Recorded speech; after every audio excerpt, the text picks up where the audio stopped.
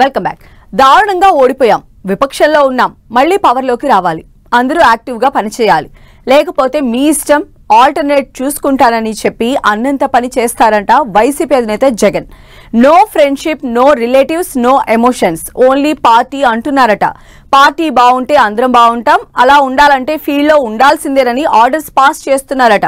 నియోజకవర్గాల్లో ఇన్ఛార్జీలను యాక్టివ్ చేస్తూ అవసరమైతే సీనియర్లు, కొత్త వారికి పగ్గాలు అప్పగిస్తూ వస్తున్నారట. జగన్లో ఈ మార్పు ఎందుకు?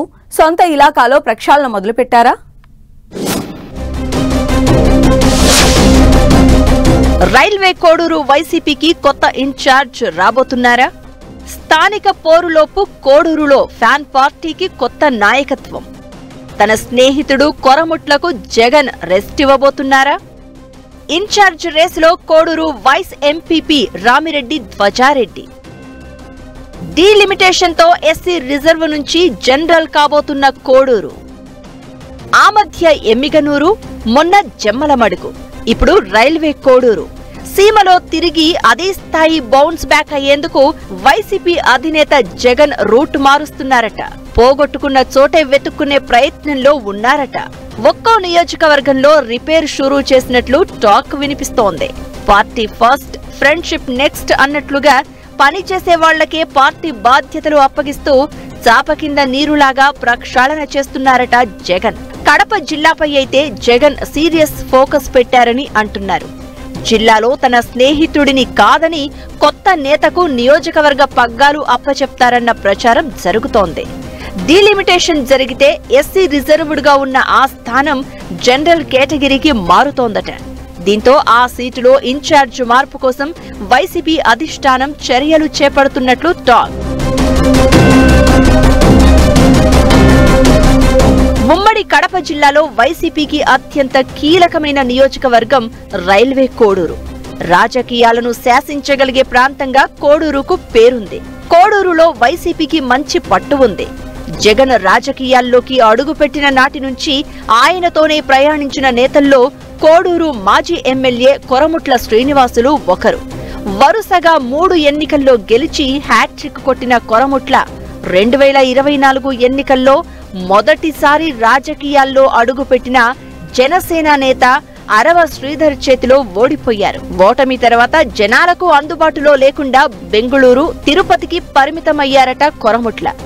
జగన్ రాజకీయాల్లో ఉన్నంతకాలం కోడూరు సీటు కొరముట్లకు ఫిక్స్ అనే మాట మొన్నటిదాకా వినపడేది. కానీ గత కొంతకాలంగా కోడూరులో ఫ్యాన్ పార్టీ ఇన్ఛార్జ్ను మారుస్తుందన్న టాక్ రీసౌండ్ చేస్తోంది.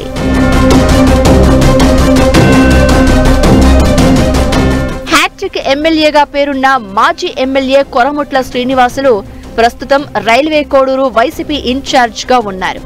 సామాజిక, రాజకీయ సమీకరణాలు వేగంగా మారుతూ ఉండడంతో ఒకే దెబ్బకు 2 పిట్టలు అన్నట్లుగా కోడూరుకు కొత్త ఇన్ఛార్జ్ నియమించే ఆలోచనలో ఉన్నారట జగన్.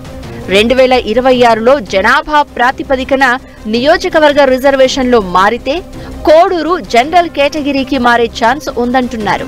అదే జరిగితే అప్పుడు కొత్త లీడర్ కోసం ప్రయత్నాలు చేయాలి. అప్పటికప్పుడు కొత్త నేతను ఇన్ఛార్జిగా పెట్టి టెన్షన్ పడడం కంటే ఇప్పుడే వ్యూహాత్మకంగా అడుగులు వేస్తున్నారట మాజీ సీఎం జగన్. అందుకే Railway Koduru vice MPP Ramireddy ధ్వజారెడ్డిని కోడూరు ఇన్ఛార్జిగా నియమిస్తారు అన్న ప్రచారం బలంగా వినిపిస్తోంది. ధ్వజారెడ్డి రియల్ ఎస్టేట్ తో పాటు ఇతర వ్యాపారాలు చేస్తూ కోడూరులో యాక్టివ్ పాలిటిక్స్ చేస్తున్నారు. ధ్వజారెడ్డికి వైఎస్ఆర్ కుటుంబంతో అత్యంత సాన్నిహిత్యం ఉంది. జగన్తో నేరుగా సంబంధాలు కలిగి ఉండడం, రెడ్డి సామాజిక వర్గం ధ్వజారెడ్డికి కలిసొచ్చే అంశాలు.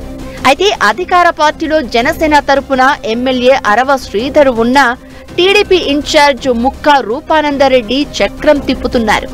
రాబోయే కాలంలో రూపానందరెడ్డిని ఎదుర్కోవాలంటే కొరముట్ల కంటే ధ్వజారెడ్డే సరైన క్యాండిడేట్ అని జగన్ ఒక నిర్ణయానికి వచ్చినట్లు తెలుస్తోంది.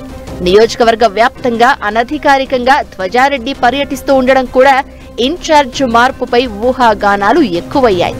కొరముట్లను సైడ్ చేసి ధ్వజారెడ్డికి ఇన్ఛార్జ్ పగ్గాలు ఇస్తే లోకల్ పోరులో పార్టీ మెరుగైన సీట్లు సాధిస్తుందని భావిస్తున్నారట. లోకల్ బాడీ ఎన్నికలు వచ్చేలోపే ఇన్ఛార్జ్ను ఫైనల్ చేస్తే గ్రామాల్లో పార్టీ బలోపేతమవుతుందని లెక్కలు వేసుకుంటున్నారట. గత 3 టర్మ్లు వైసీపీ ఇలాకాగా ఉన్న సీటులో తిరిగి వైసీపీ పాగా వేయడం సాధ్యమేనా? జగన్ వ్యూహాలు ఎంతవరకు ఫలిస్తాయో లేదో చూడాలి మరి.